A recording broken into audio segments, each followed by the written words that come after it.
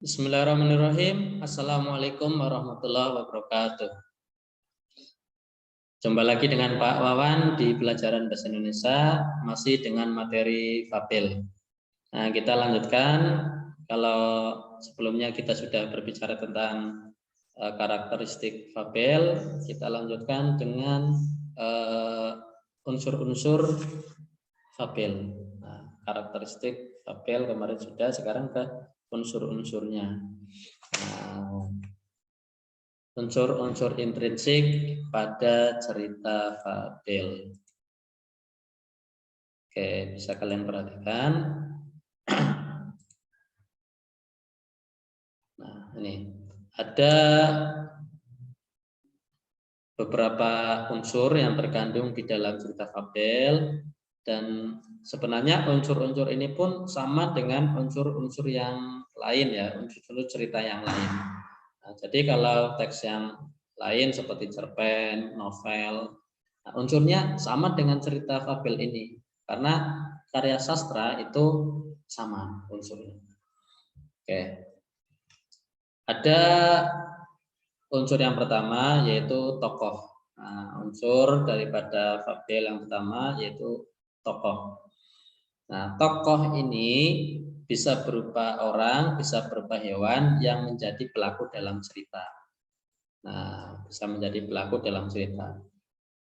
Kalau dalam cerita itu ada tokoh baik, ada tokoh jahat, ada tokoh utama, ada tokoh pembantu.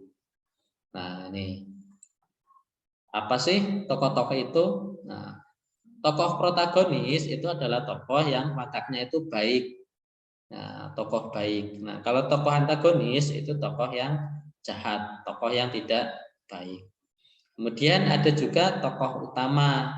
Nah, tokoh utama ini tokoh yang menjadi tokoh yang menjadi top. Nah, tokoh yang menjadi nomor satu pada cerita tersebut, tokoh utama, tokoh yang paling sering dibicarakan.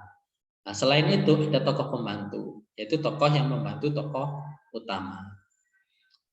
Nah, ciri daripada tokoh utama itu adalah dia itu sering dibicarakan. Nah, dia itu lakone, nah, sering dibicarakan. Kemudian dia juga sering muncul. Nah, kemudian ciri tokoh utama yang lain adalah dia menjadi pusat cerita, ya, menggerakkan cerita. Nah, tokoh pembantu itu adalah tokoh tambahan, tokoh yang mendampingi tokoh utama. Itu namanya tokoh pembantu. Oke, itu adalah unsur yang pertama yaitu tokoh. Yang kedua ada penokohan.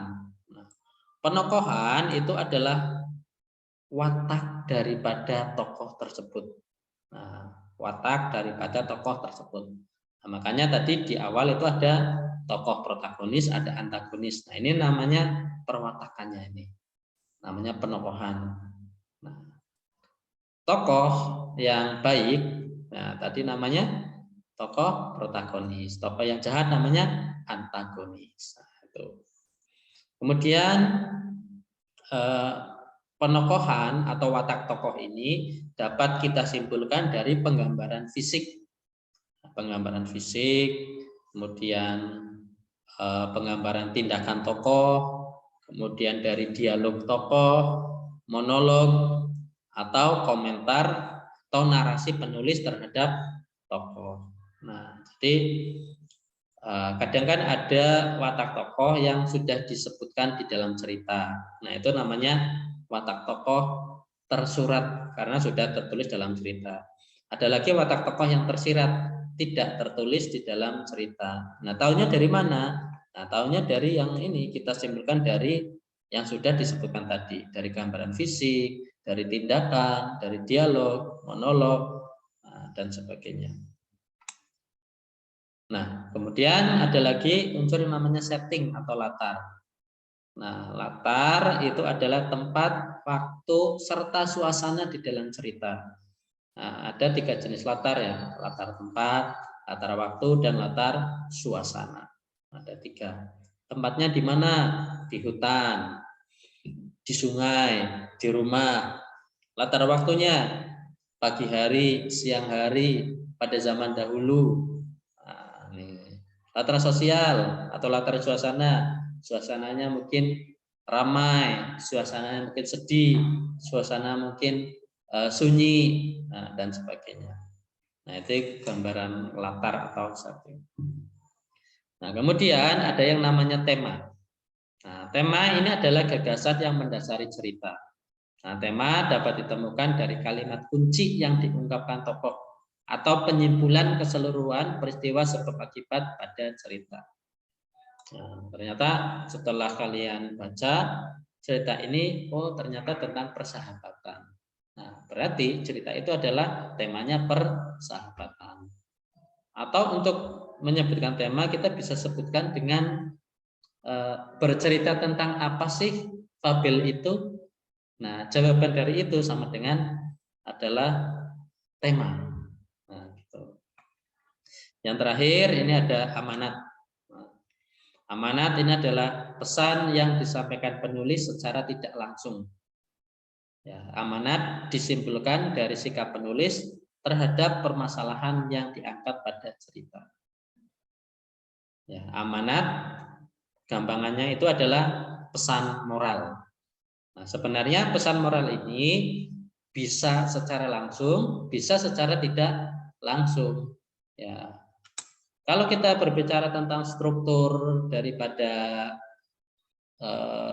teks fabel, itu kan ada yang namanya koda. Koda itu adalah bagian akhir daripada cerita. Nah, bagian akhir itu berisi tentang amanat. Nah, itu kalau ceritanya ada bagian kodanya. Seperti itu. Oke, itu tentang unsur-unsur intrinsik, unsur yang terkandung di dalam cerita. Oke, itu saja dari Pak Wawan. Ya, kita sambung di video selanjutnya. Sekian, wassalamualaikum warahmatullahi wabarakatuh.